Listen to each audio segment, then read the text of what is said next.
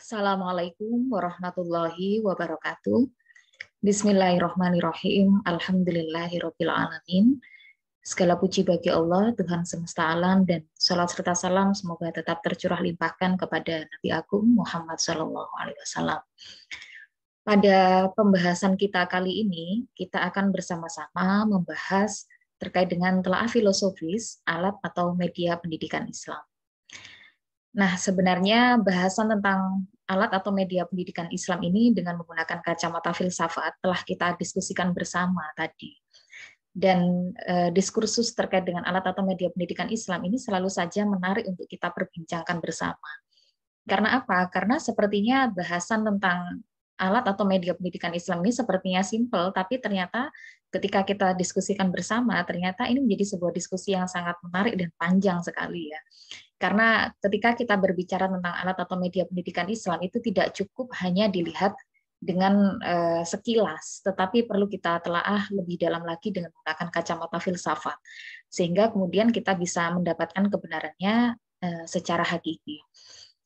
Baik, kita mulai pembahasan kita berkaitan dengan alat atau media pendidikan Islam. Pada dasarnya alat atau media pendidikan Islam ini sebenarnya bukan muncul pada abad ke-20 ini, tetapi sebenarnya alat atau media pendidikan Islam ini sebenarnya sudah menjadi perhatian utama ketika pada zaman Nabi Muhammad SAW.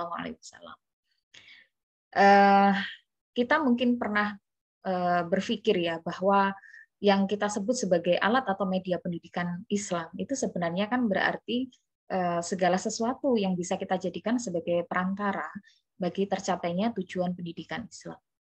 Maka kalau kita mengatakan bahwa apapun itu yang asalkan bisa menjadi sarana untuk mencapai tujuan pendidikan Islam itu dikatakan sebagai alat atau media pendidikan Islam.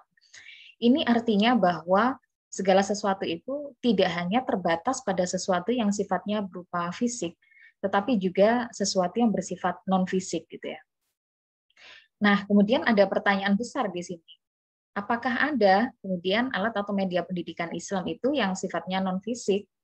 Maka jawabannya pasti ada gitu ya. Nanti kita akan bahas bersama berkaitan dengan ini. Namun kemudian perlu saya ulas lagi ya berkaitan dengan alat atau media pendidikan Islam ini.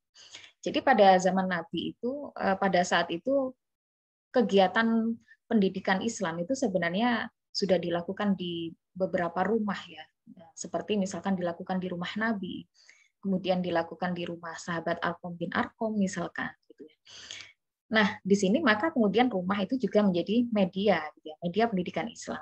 Karena media itu kan sarana dan rumah itu juga menjadi sarana bagi upaya untuk mentransformasikan, upaya untuk transfer pengetahuan gitu ya. Tidak hanya transfer pengetahuan sebenarnya kalau pada zaman Nabi, tetapi juga transfer nilai-nilai juga gitu ya pada saat itu.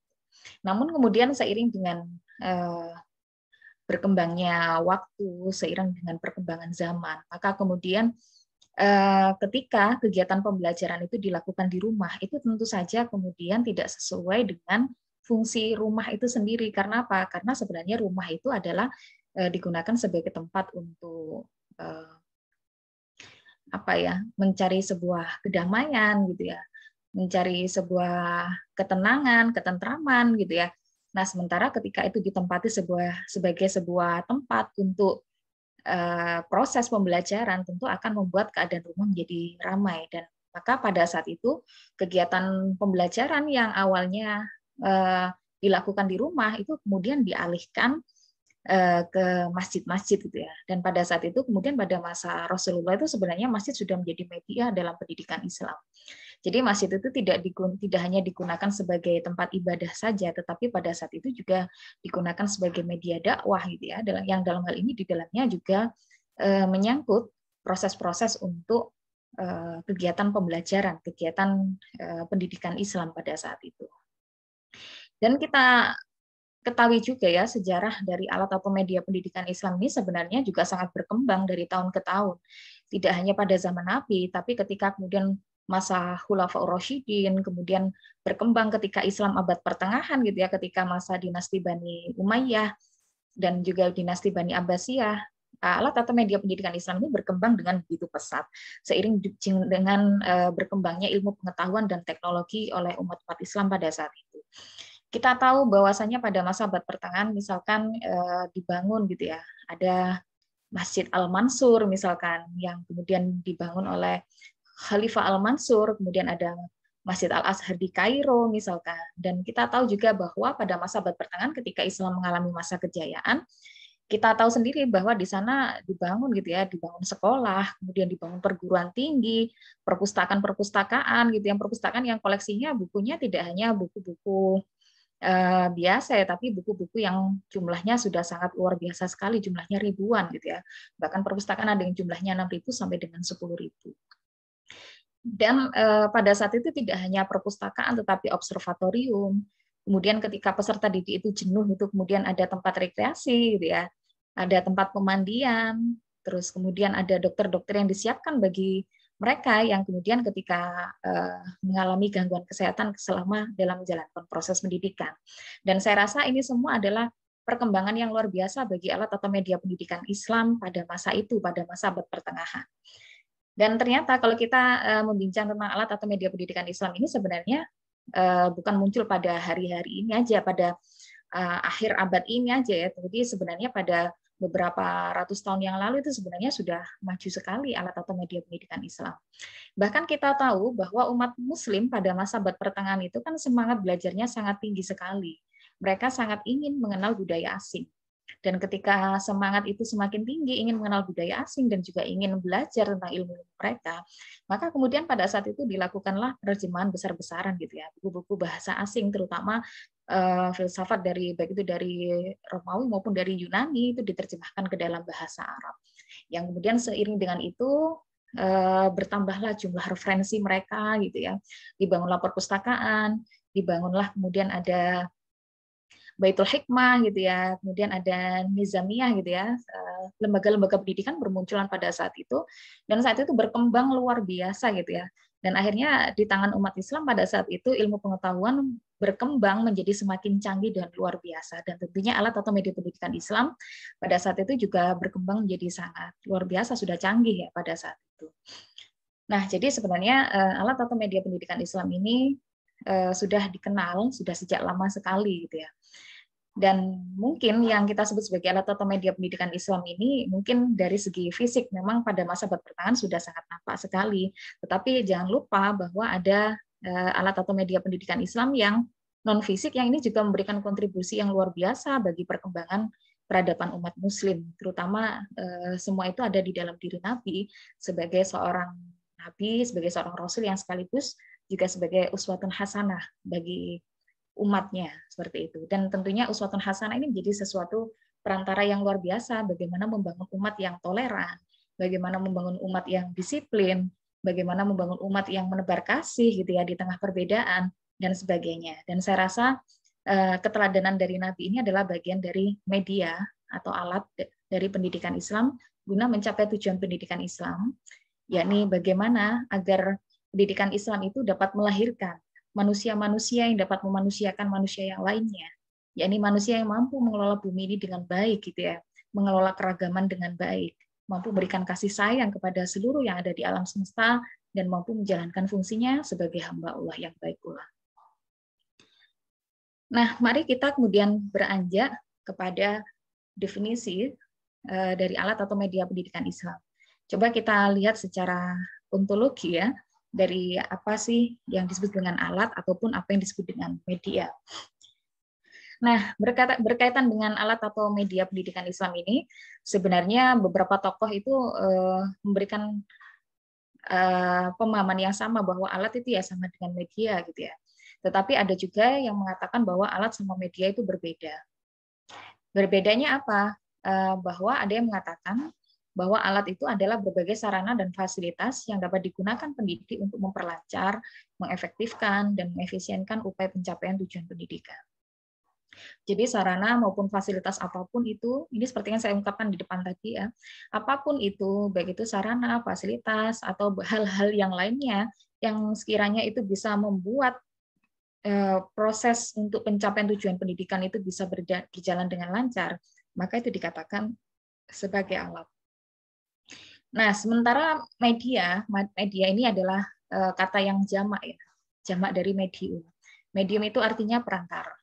Jadi media ini dari sebagian para pakar pendidikan Islam itu diartikan sebagai segala alat fisik yang dapat menunjang tercapainya tujuan pendidikan. Nah, dari sini maka kita dapat melihat bahwa bedanya antara alat dan media itu, kalau alat itu mencakup semua hal, baik itu yang bersifat fisik maupun non-fisik. Tetapi media itu hanya bersifat fisik saja gitu ya. Tapi kemudian ada yang sebaliknya, ada yang kemudian mengatakan bahwa kalau alat itu ya pasti sesuatu yang sifatnya benda, yang sifatnya indrawi karena alat gitu ya. Sementara media itu karena artinya adalah perantara, maka perantara ini maka maknanya sangat luas sekali. Berarti apapun yang bisa menjadi perantara, apapun itu baik itu fisik maupun non fisik ya berarti itu dikatakan sebagai media gitu ya. Media pendidikan maksudnya. Nah, maka sebenarnya terkait dengan definisi ini sebenarnya menurut saya kita hanya berpatokan pada satu hal yang paling penting, bahwa antara alat dan media pendidikan Islam itu secara ontologi adalah semua yang itu bisa menjadi perantara bagi kita sebagai seorang pendidik maupun peserta didik untuk bisa mencapai tujuan pendidikan, maka itulah yang disebut sebagai alat atau media pendidikan Islam.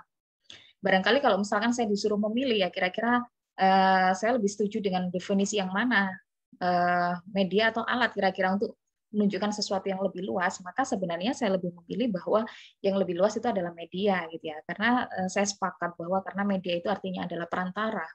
Maka perantara ini memiliki makna yang luas, baik itu yang bersifat fisik maupun non fisik.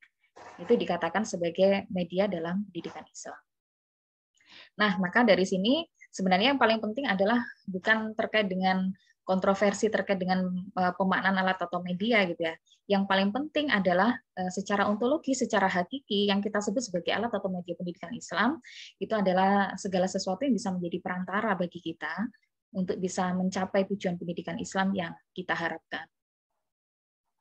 Nah, dari sini, dari pengertian ini, maka kemudian saya bisa membagi alat atau media pendidikan Islam itu menjadi dua. Mungkin ada yang mengatakan bahwa alat atau media pendidikan Islam itu ada yang bersifat fisik dan non-fisik gitu ya.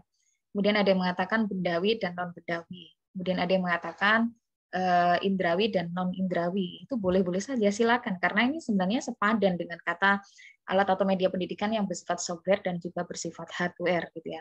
Karena software, non-materi, non-indrawi, abstrak itu semuanya untuk menunjukkan alat atau media pendidikan yang itu tidak bersifat fisik, tidak bersifat sesuatu yang bisa kita pegang gitu ya misalkan.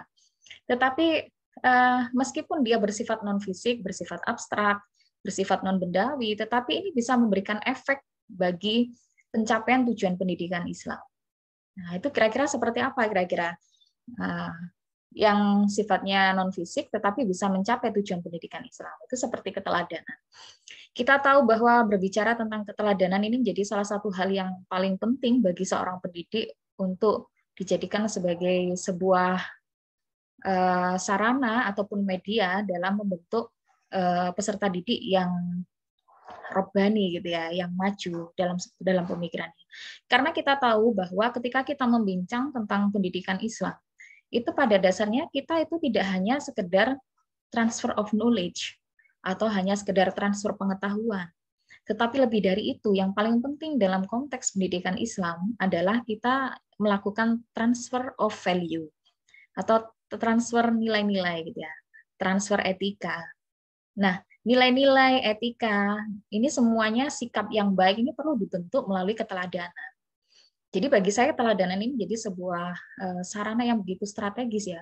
Bagaimana agar kita ini sebagai pendidik mampu menciptakan peserta didik kita sebagai generasi-generasi memiliki keagungan akhlakul karimah.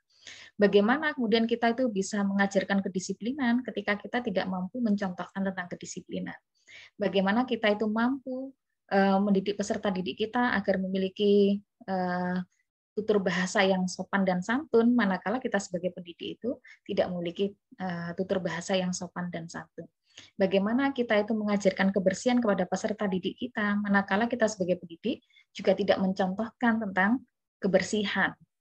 bagaimana kita bisa menciptakan peserta didik yang nantinya akan menjadi agen-agen toleran gitu ya, agen-agen pembawa rahmat bagi semesta alam gitu ya, menebar kasih bagi alam semesta, entah itu sama maupun berbeda dengan kita, manakala kita sebagai pendidik hanya mengujar kebencian kepada mereka. Maka keteladanan ini menjadi sesuatu hal yang penting yang dimiliki oleh pendidik-pendidik baik itu di masa lalu maupun hingga hari ini gitu ya. Nah, kemudian selain keteladanan mungkin kita juga mengenal perintah dan larangan ya. Jadi perintah dan larangan ini juga menjadi bagian yang penting juga ketika kita melaksanakan proses pendidikan. Jadi perintah dan larangan itu juga bagaimana agar menyuruh peserta didik kita agar melakukan kebaikan-kebaikan dan juga melarang mereka untuk melakukan keburukan-keburukan yang kalau dalam bahasa agama disebut sebagai amar ma'ruf nahi mungkar gitu ya. Terus kemudian ada ganjaran dan hukuman. Ganjaran ini tidak selalu kemudian kita memberikan hadiah berupa fisik gitu ya. Tetapi sebuah kalimat-kalimat pujian gitu ya kepada mereka itu juga bisa dikatakan sebagai sebuah ganjaran. Istilahnya memberikan motivasi kepada mereka gitu ya, sekedar memberikan pujian agar mereka menjadi lebih semangat lagi dalam belajar, agar kemudian mereka menjadi peserta didik yang kemudian sesuai dengan apa yang dicita-citakan dalam tujuan pendidikan Islam. Kemudian ada hukuman. Nah, hukuman dalam hal ini sebenarnya bukan sesuatu yang diutamakan ya. Tetapi kalaupun kita memang perlu memberikan hukuman kepada peserta didik kita, sebenarnya adalah hukuman yang sekiranya itu berkaitan dengan mata pelajaran kita ya, jangan sampai tidak berkaitan. Misalkan ketika dia itu tidak mengerjakan PR gitu ya, apalagi kemudian PR tentang PAI misalkan, atau PR tentang biologi atau PR apa, maka kemudian jangan memberikan hukuman fisik kepada mereka, misalkan harus lari keliling lapangan sampai 100 kali yang sampai kemudian membuat mereka pingsan dan lain sebagainya. Tapi berilah hukuman-hukuman yang sekiranya itu bisa semakin meningkatkan kompetensi mereka dalam pelajaran itu. Itu yang sangat disarankan. Nah, kemudian kalau untuk jenis alat atau media pendidikan yang bersifat hardware itu sebagaimana yang kita ketahui bersama, bahwa ini merupakan alat atau media pendidikan yang bersifat bendawi, yang bisa kita lihat, yang bisa kita raba gitu ya, sudah seperti uang saja yang bisa dilihat, diraba gitu ya. Nah, berkaitan dengan hardware ini sebenarnya banyak sekali pembagiannya ya. Nanti ada yang kita sebut sebagai media audio yang berupa media yang bisa didengar gitu ya. Kemudian ada audio visual, media visual maksudnya itu media yang bisa kita lihat, kemudian ada juga media yang disebut sebagai media audio visual yang tidak hanya bisa didengar saja tetapi juga bisa dilihat gitu. Nah, terkait dengan ini maka semua hal yang kemudian itu bersifat bendawi yang itu bisa menjadi sarana dalam menyukseskan tujuan pendidikan Islam, maka itu disebut sebagai alat atau media pendidikan yang bersifat hardware gitu ya. Nah, seperti papan tulis, seperti UHP, semua yang ada di laboratorium gitu ya.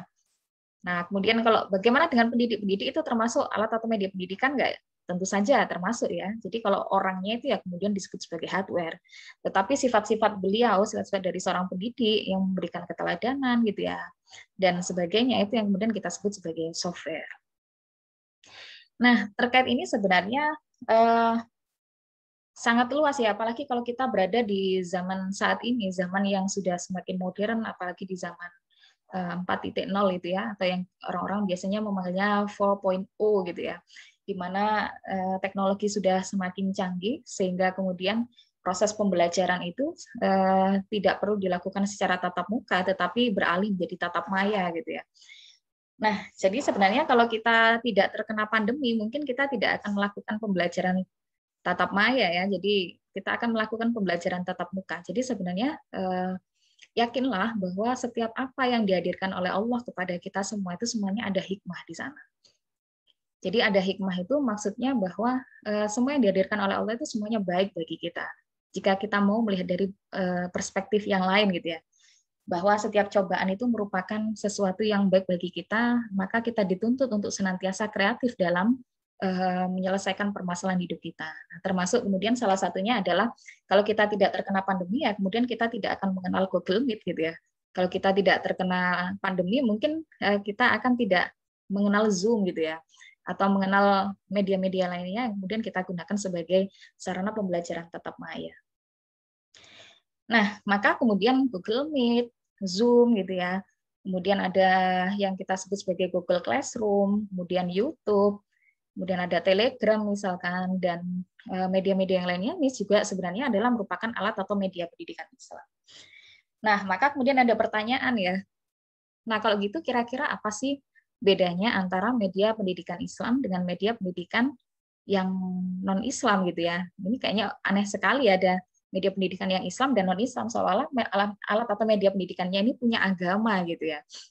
Padahal sebenarnya yang beragama cukup manusianya saja, tapi kalau alat atau media pendidikannya ya netral gitu ya.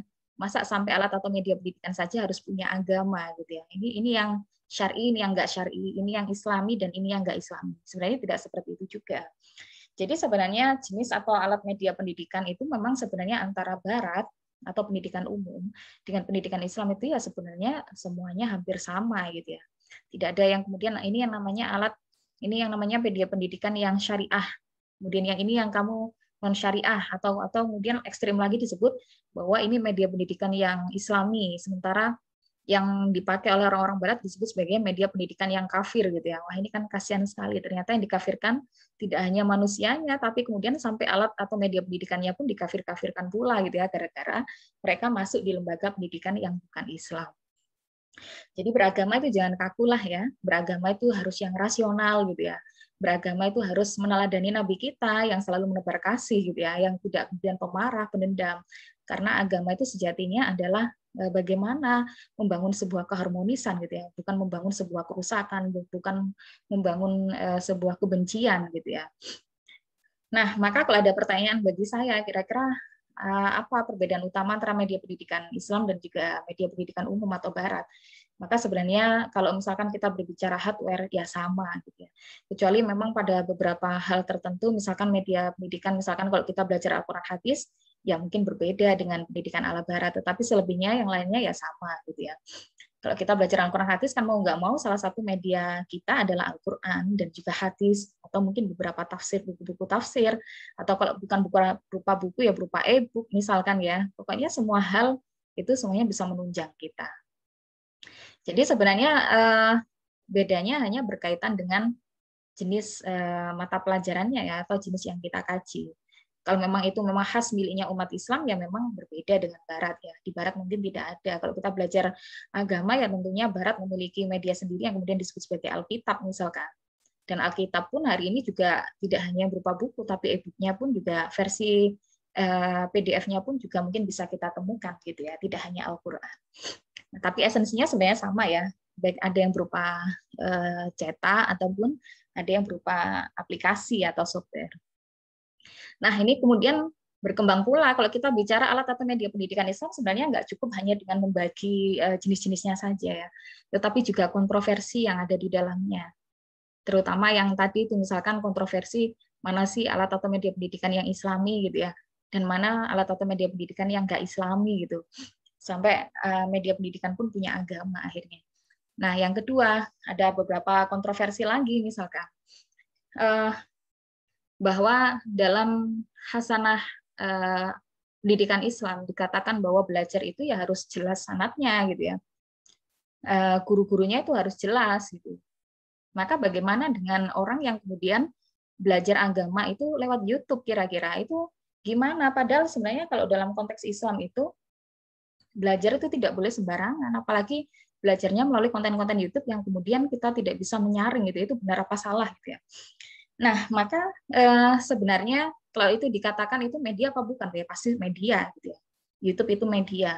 Pokoknya semuanya yang bisa memberikan kita informasi berkaitan dengan pengetahuan, berkaitan dengan pendidikan, itu semuanya kita katakan sebagai sebuah media atau sarana. Nah, namun dalam tataran praktisnya sebenarnya kita perlu bijak ya dalam mengelola media ini. Terutama dalam sarana sebagai sarana untuk pendidikan Islam gitu ya. Memang yang paling baik itu sebenarnya adalah kita mengetahui dengan jelas sanad keilmuan kita. Bahkan kalau bisa itu sampai sambung kepada Rasulullah SAW gitu ya. Nah, tapi kemudian apakah YouTube itu dilarang kira-kira kalau belajar di YouTube? Saya rasa tidak se-ekstrim itu gitu ya. Tidak se-ekstrim itu terus kemudian kita mengatakan bahwa jangan belajar via YouTube gitu ya karena nggak jelas sanadnya. Tapi ya kita sebagai manusia kita dibekali dengan akal pikiran, maka gunakanlah gitu ya akal itu dengan semaksimal mungkin. Bahkan sampai Allah yang menciptakan Al-Quran pun kemudian Allah itu menantang manusia gitu ya. Bahwa Allah itu menurunkan Al-Quran dan kemudian Allah menciptakan alam semesta ini, maka kenapa kamu tidak menggunakan akalmu gitu ya. Maksudnya Allah itu yang menciptakan Al-Quran, Al-Quran yang sudah sangat ideal seperti itu, dan mungkin umat Islam meyakini bahwa Al-Quran itu sudah pasti benar, tetapi Allah masih menyuruh manusia untuk menggunakan akalnya, gitu ya, untuk memikirkan. Apalagi yang YouTube seperti itu, sebenarnya kita tetap belajar. Semua yang ada di alam semesta beserta isinya itu sebenarnya semuanya media atau alat pendidikan yang dihadirkan oleh Tuhan kepada kita. Namun memang semua yang dihadirkan Tuhan itu berbagai macam jenisnya. Tinggal bagaimana kita itu bisa memanfaatkannya sebaik mungkin.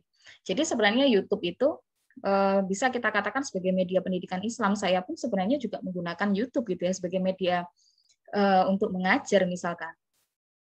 Dan sebenarnya boleh nggak sih belajar lewat YouTube, itu sebenarnya boleh-boleh saja, silahkan. Dan itu sah-sah saja. Asalkan memang kalian itu sangat paham betul dengan siapa yang kemudian kalian dengarkan di YouTube itu. Dan usahakan kalau yang kalian cari itu adalah konten-konten yang sekiranya itu adalah konten-konten yang bukan ekstremis ataupun jihadis gitu ya. Dan itu sudah pasti jelas. Misalkan itu adalah milik salah satu ormas yang terpercaya gitu ya. Saya mungkin tidak sebut nama ormasnya ya, tidak sebut merek lah istilahnya. Dan tentu ketika mendengar, mengamati, menganalisis apa yang ada di dalam konten YouTube itu, juga kemudian libatkanlah akal kalian. Mungkin pernah saya sampaikan ya bahwasanya saking pentingnya manusia itu menggunakan akalnya gitu ya untuk memahami semua ayat-ayat Allah. Kita tahu bahwa ayat-ayat Allah itu tidak hanya apa yang ada di dalam Al-Qur'an, tetapi apa yang ada di dalam diri manusia, apa yang ada di alam semesta gitu ya. Yang ada di alam semesta ini sebenarnya juga berserta alam semesta beserta isinya, dan di dalamnya termasuk isi dari alam semesta itu adalah produk-produk manusia di sana. Maka semuanya ini adalah ayat-ayat Allah juga, termasuk YouTube juga ayat-ayat Allah juga yang perlu kemudian kita pelajari gitu ya. Kemudian kita perlu analisis, perlu kita pahami, dan perlu kita kaji gitu ya dengan seksama. Maka sebenarnya kalau kita belajar dari YouTube, saran saya itu tadi, kalau kalian memang ingin tersambung sanadnya, maka harus jelas dulu kontennya dari tokoh siapa yang ingin kita ikuti misalkan. Itu harus jelas terlebih dahulu. Kalaupun kalian misalkan tidak mengenal tokoh itu, maka pastikan bahwa channel yang kalian lihat itu adalah bukan channel-channel orang-orang yang sekiranya nampak seperti orang-orang yang beragamanya sangat konservatif gitu ya. Yang beragamanya mungkin sangat nampak ekstrim atau mungkin orang-orang jihadis. Sebisa mungkin hal-hal itu dihindari. Nah, akan lebih aman ketika kalian lihat channel-channelnya ormas-ormas yang sudah terpercaya di dalam negara kita gitu ya. Jadi sebenarnya kalau dikatakan bahwa kontennya NU atau kontennya Muhammadiyah itu sebenarnya sebagai counter dari Wahabi misalkan, itu memang zaman dahulu memang NU Muhammadiyah itu memang hadirnya adalah dalam rangka itu.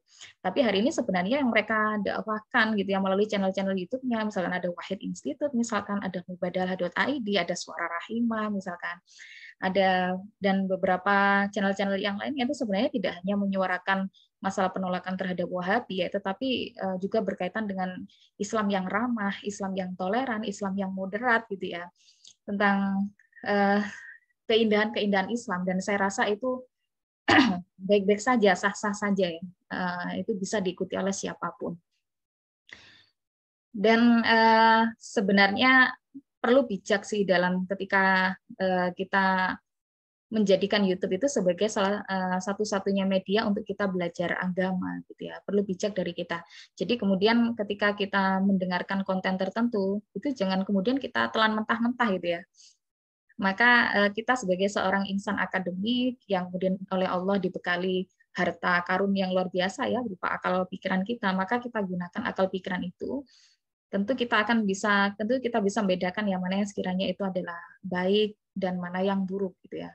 Agama tidak mungkin mengajarkan hal-hal yang bersifat mengarah kepada kebencian. Agama tidak mungkin mengarahkan umatnya kepada upaya-upaya untuk permusuhan. Agama tidak mungkin menyuruh umatnya untuk melakukan peperangan gitu ya, kecuali pada kondisi-kondisi tertentu yang kemudian bukan kita yang menyerang gitu ya. Dan kita perlu memahami bahwa agama itu tidak mungkin mengajak umatnya untuk saling berseteru satu sama lain gitu ya. Dan sekiranya kalau memang kalian melihat ada konten-konten yang demikian, maka sebaiknya kalian perlu memanage hati kalian gitu ya, dan memanage perilaku kalian, bahwa kalian jangan sampai mengikuti konten-konten yang kemudian mengarah kepada hal-hal yang bersifat ekstremis, kemudian jihadis, atau kemudian hal-hal yang sifatnya adalah sangat konservatif dan terlalu kaku dalam memahami agama. Saya rasa ini menjadi sebuah hal yang penting. Kalaupun kalian merasa tidak bisa tersambung senatnya, setidaknya kalian bisa mendapatkan hikmah di sana. Setidaknya kalian bisa mendapatkan secercah cahaya gitu ya melalui media YouTube itu. Jadi kemudian tidak serta-merta kita mengatakan bahwa belajar dari YouTube itu tidak boleh, tidak seperti itu. Boleh saja, asalkan dalam belajar di YouTube itu tetap satu nasihat saya bahwa kita perlu bijak dalam mengelola apa yang kita tonton gitu ya. Tidak semua yang kita tonton itu bisa menjadi tuntunan, tapi semua perlu kita olah dengan akal pikiran kita, mana yang sekiranya itu baik dan itu sejalan dengan prinsip-prinsip agama, maka itu kita amalkan. Tetapi yang sekiranya itu kemudian kurang baik, yang sekiranya itu menyalahi prinsip-prinsip agama kita yang rahmatan lil alamin, yang menjadi rahmat bagi semesta alam, maka sebaiknya yaitu kita hindari, tidak kemudian kita lakukan, karena kita yakin bahwasanya agama itu selalu membawa kedamaian, tidak kemudian membawa perpecahan, tidak kemudian membawa hal-hal yang sifatnya adalah saling menyakiti, gitu, yang saling membenci, dan ujung-ujungnya akhirnya kemudian saling membunuh satu sama lain. Oke, kemudian kita beranjak ke berikutnya terkait dengan pengaruh alat atau media pendidikan. Jadi sebenarnya media pendidikan atau alat pendidikan ini memberikan dampak yang luar biasa ya tentunya bagi pencapaian tujuan pendidikan Islam. Terutama yang paling penting adalah pengaruhnya adalah memudahkan peserta didik maupun pendidik dalam mencapai tujuan pendidikan Islam. Itu secara hakiki seperti itu pengaruh dari alat atau media pendidikan. Tapi kalau dirinci secara satu persatu gitu ya, untuk media pendidikan yang sifatnya adalah bersifat indrawi itu mungkin bisa kita rinci seperti yang nampak di layar ini ya. Misalkan membuat konsep yang abstrak menjadi lebih konkret gitu ya melalui video misalkan. Kemudian membawa objek yang sukar didapat dalam lingkungan belajar siswa. Kemudian menampilkan objek yang terlalu besar misalkan. Kita nggak mungkin bisa melihat objek yang terlalu besar, misalkan kita ingin melihat Tulungagung semuanya gitu ya, itu nggak mungkin. Maka kita perlu melihat objek itu melalui peta misalkan atau melalui Google Map itu sehingga bisa diamati secara menyeluruh. Kemudian menampilkan objek yang terlalu kecil sehingga nggak bisa diamati oleh mata kita. Maka kita butuh teleskop misalkan sebagai media pendidikan gitu ya, mikroskop maksudnya. Kemudian untuk mengamati gerakan yang terlalu cepat itu sebenarnya kalau kita rekam pakai video itu kan bisa pakai slow motion gitu ya, bisa diperlambat sehingga bisa tahu bagaimana gerakan-gerakan dari hewan misalkan atau gerakan-gerakan yang lainnya itu ya yang dalam fisika misalkan. Nah, kemudian melalui media itu juga akhirnya peserta didik itu memiliki pemahaman yang sama gitu ya. Memiliki pengalaman belajar dan pemahaman yang setidaknya hampir sama gitu ya terkait dengan satu objek tertentu. Dan tentunya kemudian media ini menjadi salah satu hal yang bisa membangkitkan semangat dari peserta didik kita. Beda antara orang yang nggak pakai media dengan yang menggunakan media. Padahal sebenarnya kalau guru mengajar pun sebenarnya dirinya sendiri juga media sih sebenarnya. Tapi kalau menggunakan tambahan media sebenarnya lebih membangkitkan motivasi. Dan kemudian yang terakhir adalah menyajikan informasi belajar yang konsisten dan dapat diulang maupun disimpan. Sedangkan alat berupa non-benda karena sifatnya abstrak maka ia berperan dalam pemahaman nilai dan penilaian akhlak. Jadi sebenarnya media pendidikan ini adalah salah satu hal yang paling urgent dibutuhkan dalam proses untuk mencapai tujuan pendidikan Islam. Kalau tadi di awal saya mengatakan bahwa sebenarnya dalam perkembangan sejarah gitu ya, alat atau media pendidikan Islam ini sudah ada sejak zaman Rasulullah. Ini mungkin perlu saya ralat ya. Jadi sebenarnya tidak hanya zaman Rasulullah sih sebenarnya ya, tetapi memang sudah sejak manusia yang pertama kali ada itu Nabi Adam misalkan, itu sebenarnya alat atau media pendidikan itu sebenarnya sudah ada di sana. Karena apa? Karena sebenarnya manusia yang pertama kali mendapatkan pendidikan itu adalah Nabi Adam. Nah, di sini maka kemudian Nabi Adam itu juga mendapatkan pendidikan yang pendidikannya itu berbeda dengan nabi-nabi dan juga dengan manusia-manusia yang lainnya gitu ya. Bedanya apa? Kalau kita sebagai manusia, mungkin yang mengajar kita adalah manusia, maka alat atau media pendidikan yang digunakan itu terbatas. Dan kemudian apa yang disampaikan kepada kita itu terbatas pula. Karena apa? Karena tidak mungkin manusia itu dalam satu waktu bisa menampung gitu ya semua pengetahuan yang ada di seluruh alam semesta, dan tidak mungkin yang mengajarkan pula itu hafal semua yang ada di alam semesta itu ya. Karena saking luasnya ilmunya Allah di sana. Nah, bedanya kalau Nabi Adam ini yang mendidik adalah Allah secara langsung.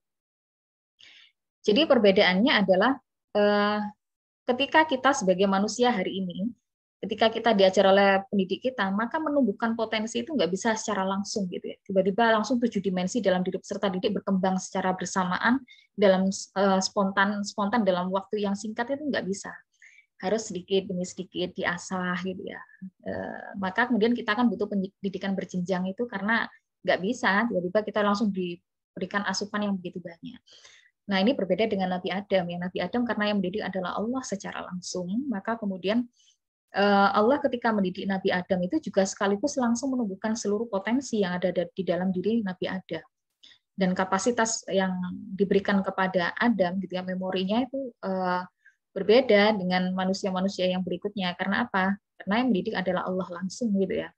Dan karena Adam ini sebagai manusia pertama yang nantinya akan menjadi guru bagi manusia-manusia yang lainnya, maka Adam diberikan pendidikan yang berbeda. Jadi Adam itu dalam satu waktu kemudian ditunjukkan gitu ya semua yang ada di alam semesta ini, nama-namanya. Ya Adam tentu saja mampu karena dengan kuasanya Allah di sana. Dengan kuasanya Allah, dan kemudian Allah juga berkuasa untuk menumbuhkan semua potensi yang ada dalam diri Adam, sehingga Adam itu sempurna gitu ya. Pada saat itu pengetahuannya lebih sempurna ketimbang malaikat gitu ya. Dan kemudian ini sudah diceritakan juga wa alam Adam al asma'a kullaha tsumma aradu malal malaika dan seterusnya. Nah, maka kemudian ya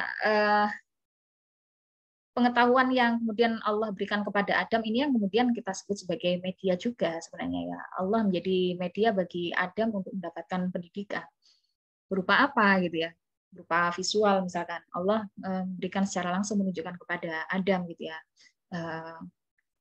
Apa-apa saja benda-benda yang ada di bumi misalkan. Nah, sebenarnya ini juga dialami oleh beberapa nabi-nabi yang lain ya. Tapi bedanya adalah yang diberikan kepada Adam itu adalah secara kompleks, secara keseluruhan. Tetapi yang diberikan kepada beberapa nabi-nabi yang lain itu bersifat tematik, gitu ya. Bersifat parsial, tidak seperti Adam, berbeda. Tapi yakinlah bahwa sebenarnya cara Allah mendidik manusia, sebenarnya Allah juga menggunakan media, gitu ya.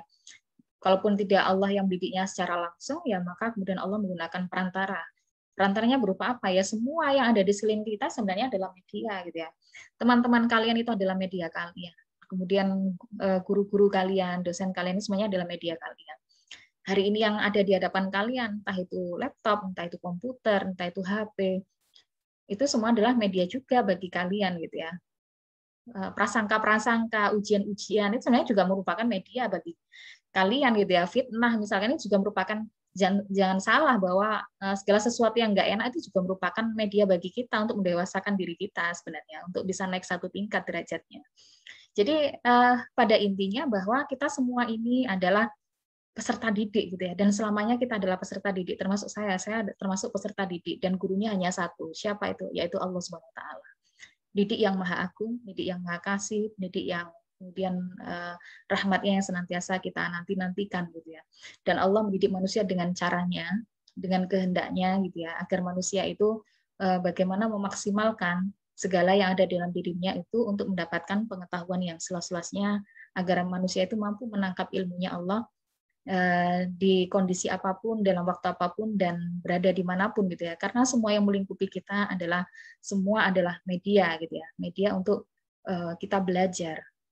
Karena sejatinya kita semuanya ini adalah pembelajar yang sejati, kita semuanya adalah peserta didik sepanjang hayat gitu ya. Saya katakan sebagai peserta didik sepanjang hayat. Karena apa? Karena kita meyakini bahwa menuntut ilmu itu dimulai dari ayunan sampai ke liang lahat gitu ya. Sampai kita meninggal pun kita masih butuh ditalkin untuk diberikan pendidikan. Nah, oleh karena itu maka jadikan setiap yang hadir dalam diri kita, orang-orang yang hadir dalam diri kita, keadaan-keadaan yang hadir dalam diri kita, situasi-situasi yang sulit dalam diri kita itu sebagai sebuah alat atau media pendidikan yang itu dapat mampu semakin mendewasakan kita menjadi pribadi-pribadi yang mampu menjadi hamba yang baik sekaligus sebagai khalifah yang baik. Mungkin itu yang bisa saya sampaikan untuk materi kita berkaitan dengan telaah filosofis alat atau media pendidikan Islam. Semoga apa yang saya sampaikan ini tadi dapat memberikan manfaat yang sebesar-besarnya bagi kita semua. Terima kasih. Assalamualaikum warahmatullahi wabarakatuh.